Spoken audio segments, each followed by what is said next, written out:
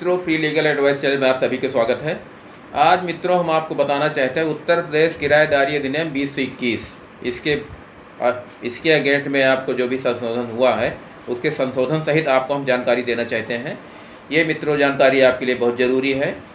अमूमन ये होता है कि सबके पास मकान उपलब्ध नहीं हो पाता है और किराए का जीवन यापन करके ही लोग सारी ज़िंदगी अपनी स्पेंड बिता देते हैं। इसलिए किराएदारी अधिनियम क्या है, किस तरीके से आप किराए पे आप किसी व्यक्ति को रखेंगे, क्या क्या उसकी शर्तें हैं और कैसे आप उससे किराया वसूलेंगे और किराया कितने समय बाद अगर नहीं देता तो उसके खिलाफ़ क्या एक्शन लेंगे, ये जानकारी मित्रों आपको बहुत इंपॉर्टेंट है।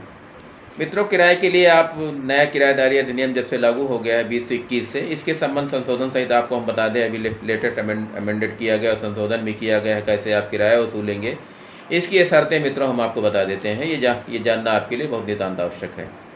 प्रत्येक व्यक्ति जो भी आवासीय कमर्शियल प्लाट, अगर प्लाट है, मकान है और दुकान है या कमरा है या छात्रों के लिए पढ़ने के लिए किसी भी तरीके से आप अगर किराए पे देते हैं तो पहले आपकी ड्यूटी यह है मित्रों, उसका आप आधार कार्ड फ़ोटो लेके एक अनुबंध करा लें। ये अनुबंध रिटर्न भी हो सकता है, मौखिक भी हो सकता है। अनुबंध आप अगर विश्वास है तो रिटर्न भी ले सकते हैं, मौखिक ले सकते हैं। ये अनुबंध करा लें कि 1 साल, 2 साल, 5 साल, 10 साल के लिए जितने साल के रहना चाहते हैं।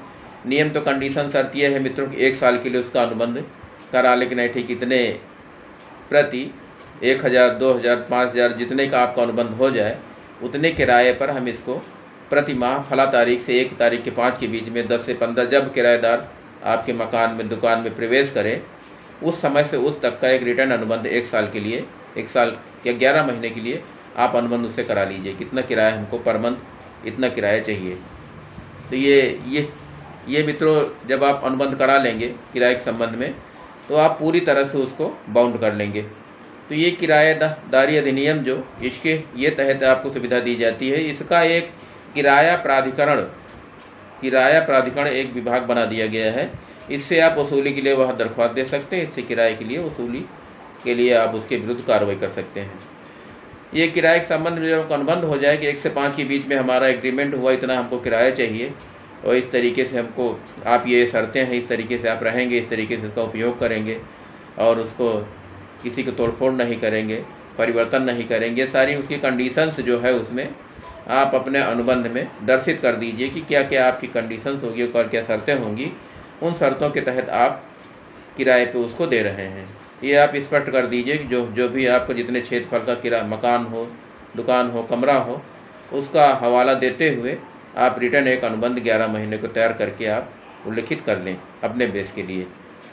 और ये किराया आपको डायरेक्ट सीधे उससे पैसा लेकर किसी माध्यम से लेते हैं तो आगे चल के अगर मुकदमा भी दर्ज करता है, पेटीएम के माध्यम से लेते हैं या ऑनलाइन लेते हैं या किसी खाते से ट्रांजेक्शन होता है तो इसके संबंध में आगे चल के वो व्यक्ति मुकदमा कर सकता। तो ऐसा ना करके सीधे उससे आप नगद पैसा लें।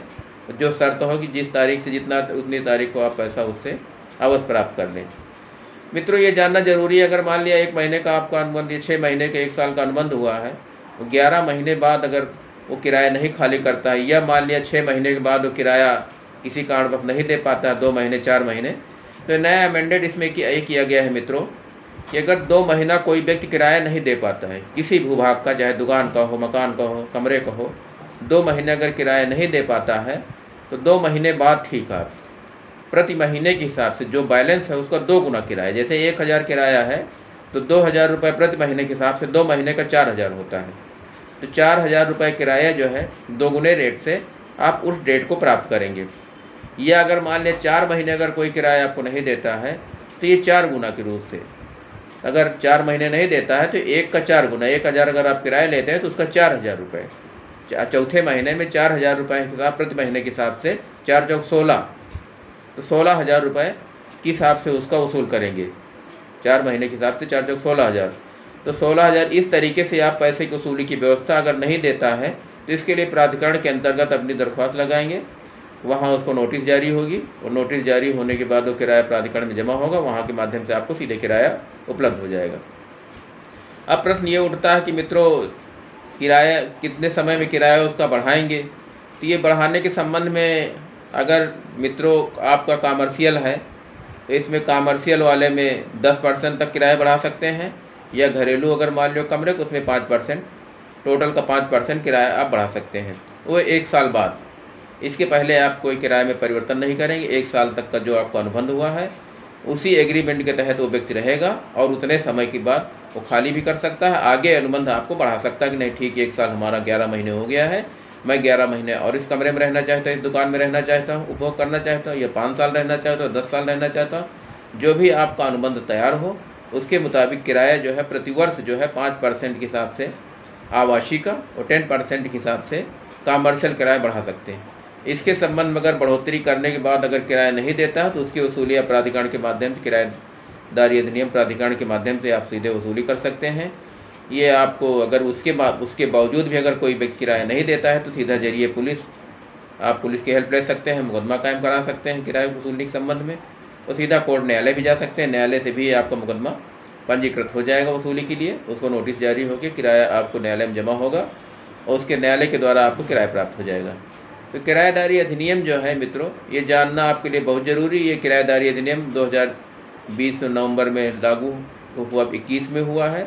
अधिनियम तैयार हुआ था 20 से 21 में। ये अधिनियम उत्तर प्रदेश किराएदारी अधिनियम 20 से 21 में लागू हो गया है।